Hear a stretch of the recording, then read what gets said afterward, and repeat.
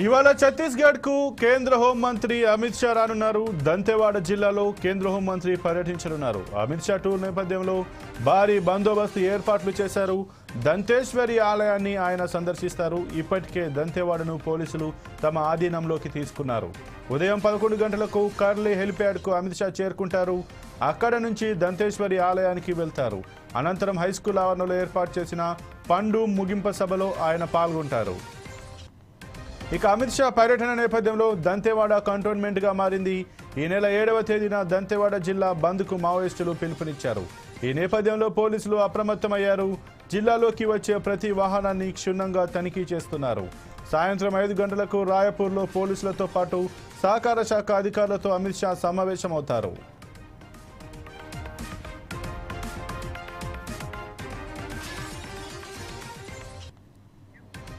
ఇక దీనిపై మరింత సమాచారం మా ప్రతినిధి సుధాకర్ అందిస్తారు. సుధాకర్, చెప్పండి.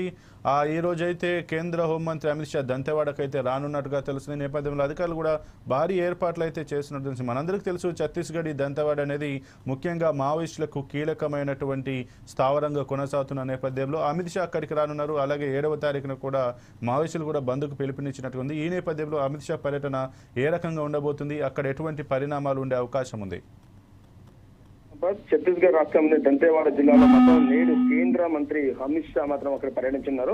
ఈ నేపథ్యంలో ఇప్పటికే అమిత్ షా వస్తున్న నేపథ్యంలో ఛత్తీస్గఢ్ హోంశాఖ మంత్రి సైతం, అలాగే అక్కడ డీజీపీ విజయ్ శర్మ అండ్ దంతెవాడ వాళ్ళకి సంబంధించిన వాళ్ళ పోలీస్ యంత్రాంగం మొత్తం దంతెవాడకు సంబంధించిన ప్రాంతాన్ని మొత్తం వాళ్ళ ఆధీనం తీసుకోవడం జరిగింది. కేంద్ర హోంమంత్రి అక్కడికి వస్తున్న నేపథ్యంలో మాత్రం ఖచ్చితంగా ఎటువంటి అవాంఛనీయ సంఘటన జరగకుండా కాపాడుకుందుకు మాత్రం ఇప్పటికే ఛత్తీస్గఢ్ రాష్ట్ర ప్రభుత్వము అలాగే పోలీస్ శాఖకు సంబంధించిన వాళ్ళు మొత్తం ఆ దంతెవాడ ప్రాంతాన్ని వాళ్ళ ఆధీనం తీసుకుని తెలుస్తుంది.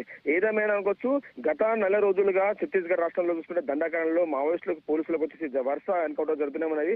ఈ ఎన్కౌంటర్ లో వచ్చేసి ఈ 3 నెలల కాల వ్యవధిలో సుమారు 130 మంది మావోయిస్టులు ప్రాణాలు కోల్పోయారు. ఈ నేపథ్యంలో మావోయిస్టులు కూడా ఈ నెల 7వ తారీఖున మావోయిస్టులు బంద్ ప్రకటించడం జరిగింది. ఈ బంద్ ప్రకటించిన నేపథ్యంలోనూ చూసుకుంటే ఈ రోజు రేపు 2 రోజులు మాత్రము కేంద్ర హోం మినిస్టర్ వచ్చేసి ఛత్తీస్గఢ్ పర్యటించున్నారు.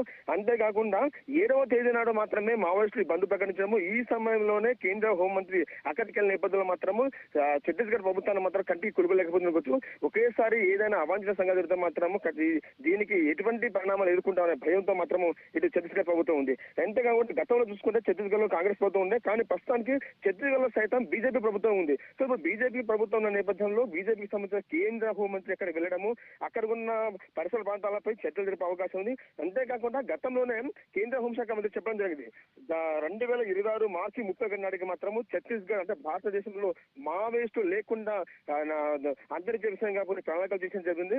కానీ గత 2 రోజుల క్రితం మాత్రం మావోయిస్టు పార్టీ కూడా ఒక లేఖ విడుదల చేయడం, శాంతియుత చర్చలకు మేము ముందుకు వస్తున్నాము, ఎన్కౌంటర్ ఆపడం మాత్రము ఇటు మావోయిస్టులు లేఖ విడుదల చేశారు. ఈ లేఖ విడుదల చేయడము, అంతేకాకుండా కేంద్ర హోంమంత్రి ఈ మావోయిస్టుల మొత్తం అంత్యవేద కోసము 2026 టార్గెట్ చేసుకోవడము, ఇప్పుడు ఈ రోజు వాళ్ళ మావోయిస్టులు బంద్ ప్రకటించము, ఇప్పుడే మంత్రి అటు వెళ్ళడము, ఇదంతా చూసుకుంటా మాత్రము ఛత్తీస్గఢ్ రాష్ట్రంలో మాత్రం ఎటువంటి ఉత్కంఠ వాతావరణం ఉంటుందో మాత్రం అంత భయంగా అనుకోవచ్చు. సంపత్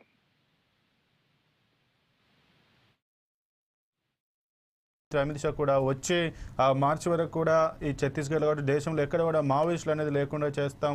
ముఖ్యంగా మావోయిస్టు ప్రభావిత ప్రాంతాల్లో అయితే ఛత్తీస్గఢ్లో ఎక్కువనైతే ఈ మావోయిస్టు కార్యకలాపాలు అయితే సాగుతున్న నేపథ్యంలో ఇక్కడనే మనం గత కొన్ని నెలలుగానైతే దాదాపు ఒక 300కు పైగా మావోయిస్టులను కూడా ఏరివేసినట్టుగా చూస్తున్నాం. ఈ నేపథ్యంలో అమిత్ షా అక్కడికి వస్తున్నారు కాబట్టి అక్కడ ఉన్నటువంటి ప్రజలకు ఇది ఏ రకంగా, ప్రజలు దీన్ని ఏ రకంగా తీసుకుంటారు, ప్రజలు ఏమైనా వ్యతిరేకత వచ్చే అవకాశం ఉందా?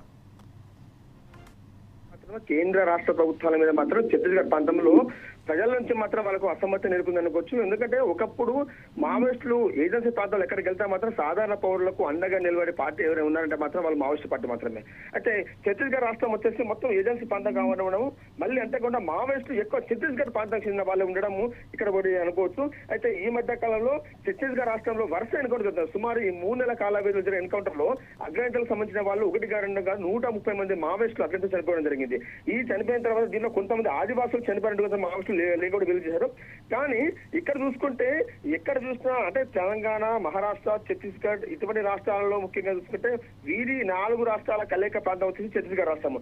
ఈ ఛత్తీస్గఢ్ రాష్ట్రంలో బీజాపూర్ గాని, సుక్మా, దంతేవాడ ఈ ప్రాంతాలలో ఎక్కువ అభయారణ్యం కలిగిన ప్రాంతం కాబట్టి మావోయిస్టులు ఈ ప్రాంతాన్ని వాళ్ళ స్థావరాలకు ఏర్పాటు చేసుకుని ఇక్కడి నుంచి వాళ్ళ కార్యాచరణ కొనసాగుతున్నారు. అయితే కొంతమంది ఇన్ఫార్మల్ ఇచ్చిన నేపథ్యంలో మాత్రం పోలీసులకు మావోయిస్టు ఎన్కౌంటర్ లో చాలా మంది మావోయిస్టులు ప్రాణాలు కోల్పోయారు. అయితే ఈ మధ్య కాలంలో ఉమ్మడి వరంగల్ జిల్లాకు చెందిన 3 అగ్రనేతలు సైతం ప్రాణాలు కోల్పోవడం జరిగింది. దీని తర్వాత ఇదే మావోయిస్టు పార్టీ గత 2 రోజుల క్రితం ఒక లేఖ విడుదల జరిగింది.